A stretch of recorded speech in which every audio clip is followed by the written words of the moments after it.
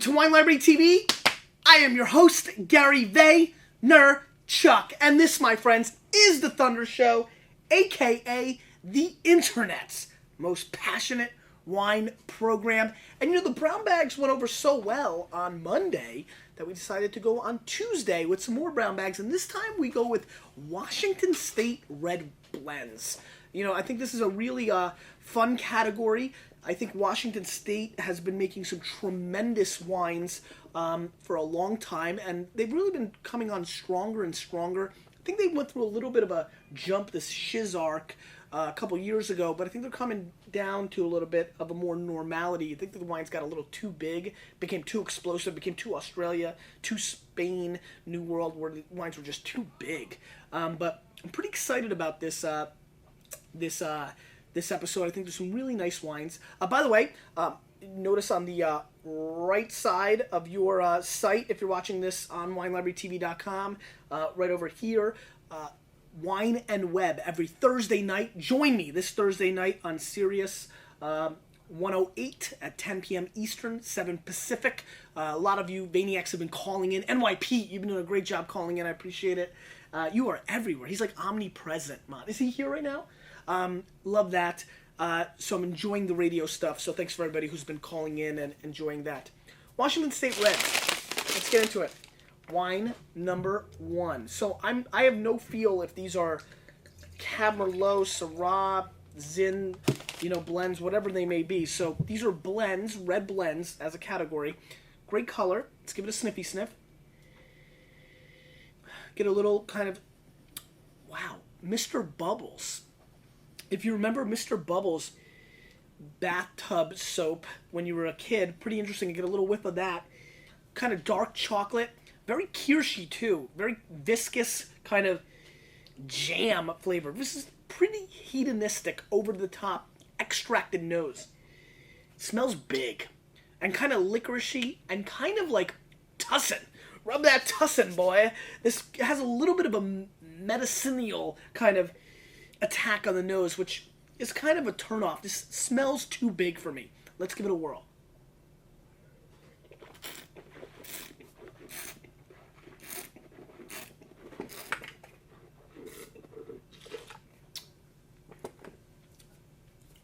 Slightly over oaked on the initial attack. Big bright fruit.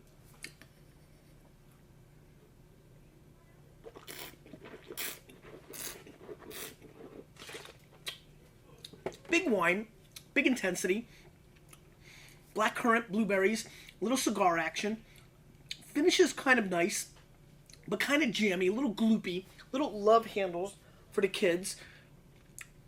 Classic, like textbook, sorry, just random thoughts. This just reminds me of everything I kind of grew up with.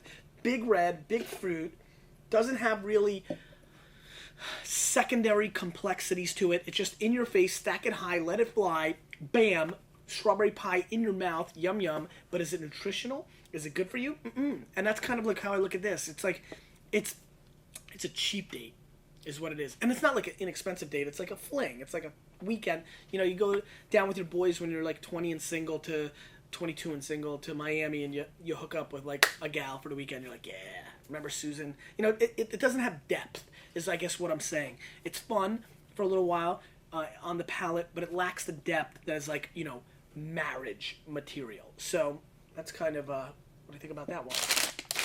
Let's move on. Wine number 2. Rinse. So Washington State, it's funny. When I first got into the wine business, in 91, 92, it was all about Columbia Crest, things of that nature. It wasn't really considered a very serious, Chateau Ste. Michelle wasn't serious player land. And then in the mid-90s, you started seeing things like Quasita Creek making some noise, and Andrew Will, and it's really become a far more serious wine-growing region in the early 2000s. Really nice Cabernet Francs can come from there. Merlot has done quite well. Syrah has been exceptionally popular. I think Riesling, in general, I'm a pretty big fan of Washington State and think that there's huge potential. I'd like to see them calm down with some of the new oak and some of the new world techniques. I think the terroir should speak more for itself from Washington, and so I'd like to see that going forward become more part of the pedigree, and I'm seeing it. It's starting to calm down a little bit. Semillon is another varietal. L'École 41 was such an iconic brand there. So, again, color is almost like, have I ever said like terrible, like 3 times, right? Like, fine color, solid red, things like big red wine. Now this is a little bit more of a calmer version than this last wine. Still comes across pretty inky and big. A little smokiness, little cedar box coming through, and also like a little hint of a kind of a mintiness coming through here, which I enjoy. So cedar box, a little like grassy mint kind of thing. Let's give it a whirl.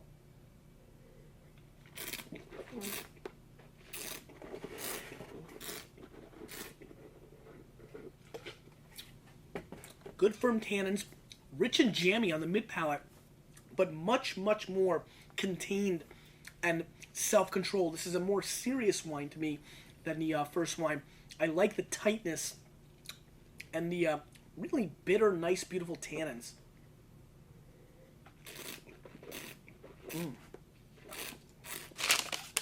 This is a home run wine for me. I really like it. Dark, great kind of chocolate meets spruce kind of flavors going on. So like a spruce tree, you get kind of the pine needle, whereas that mintiness we were picking up on the nose very much has like great Cabernet-like characteristics to it. I'm really feeling this wine. Has Bordeaux-like structure and almost appeal while having a little bit more oomph on the flavor. Almost like a classic left bank wine with some steroids on it. Take a Pauillac that you enjoy and give it a little little Australian kangaroo action to it, and now you've got this imaginary blend of like 96% Australian kind of right bank, left bank, 96% left bank Bordeaux meets 4% kind of Australian Barossa Shiraz, and that's what I'm getting here. It's really classic and refined. It's kind of like a really refined, elegant Southern Belle from the 60s that got a little, freaky-deaky when disco came around. Like just a couple nights out, let it loose. The ball gown dress came off. Kind of, not like off, like she replaced it with like a more hip dress, not like completely off. It's not get X-rated. Really solid stuff here. Good juice. It really is like seeing your highly respected professors from college get down. That's what I get there. It's like really refined, but a little bit of like a mullet, like business in the front, party in the back, like that kind of thing. Wine's a mullet, man. Wine is you like that? Wine's a mullet. All right, wine number 3. You like the mullet, huh? The mullet. That might be. This wine is a mullet. That might be a good T-shirt. We haven't done some swag in a while. Might be time, Boehner Nation. Snippy snip. Also a little more refined. So wine number 1 was definitely the most hedonistic extrovert of the bunch. It's funny that I don't like the extrovert the most. That's kind of ironic in itself. Good news. Now this has a little bit more earthiness than the first 2. Almost if there was like a Cabernet Franc component. Good. Really nice. Have some really dark cherries coming through here. A little stinkiness too. I like it. A little earth. Let's give it a whirl.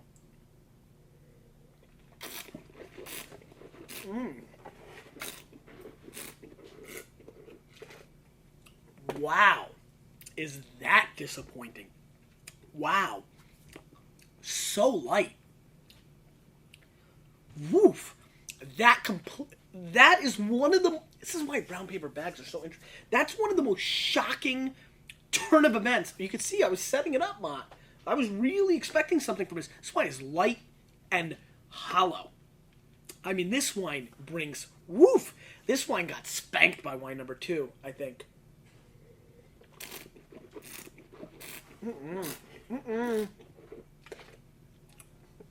Very, very light. Has some nice sour cherry flavors, which are appealing.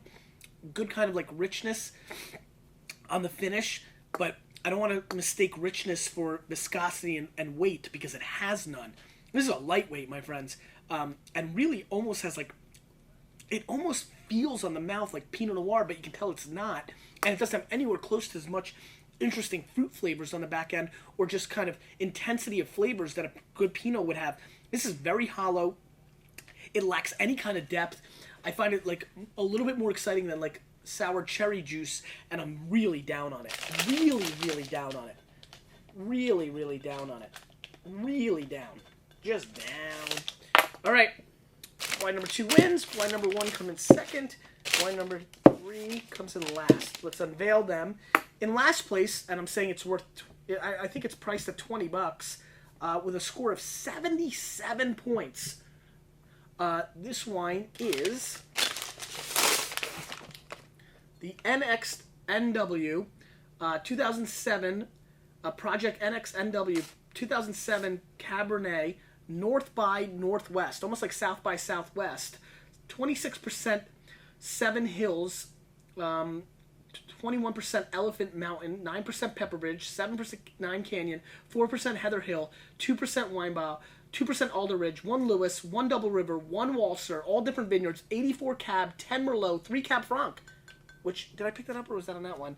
3 Petit Verdot, which I love, aged for 15 months in American and French oak, rolls in at $24. I did a nice job with that. 92 points, Jay Miller. I totally disagree, as I'm 15 points off on that. I'm going 77. I give this a major pass. Wow.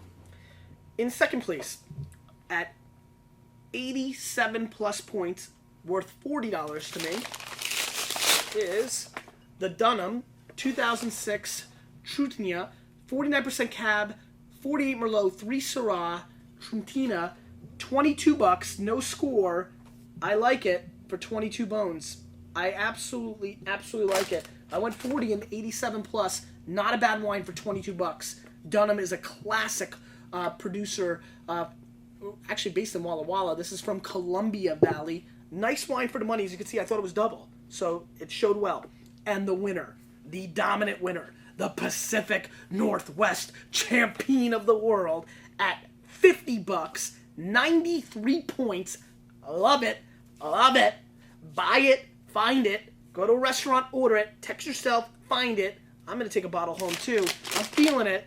I'm excited. This is one of the more exciting moments. I love this wine.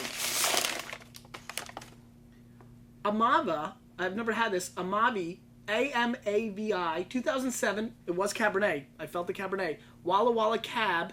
Amavi Cellars. 91 points. Wine enthusiast. $22. Wow. It is pronounced our name Amavi. Amavi combines the Latin amor, love, and vita, life. Walla Walla, small winery, Cabernet and Syrah. This is absolutely, I guess this is 80, what it came from here, 81% Cabernet. I don't know how she expected me to read this. Can you get me K-Murph? K-Murph. Guys, look at this. Should we go? Bring her here. I'm not moving for this. So, let me tell you something real fast. While we're waiting for K-Murph to come here and get scolded, and we're going to put the scarlet letter A on her for Amavi. This is the scarlet letter A. This is one of the more interesting wines we've uncovered on Wine Library TV. K-Murph. Yes. How are you expecting me to read that blend? Yes. Don't you have super magical powers? I thought you did. That's a little tough. Hold on. Yeah, please tell me what it is. Yes. 81% Cab Sauvignon, 12% Merlot, 5% Syrah, and 2% Cab Franc.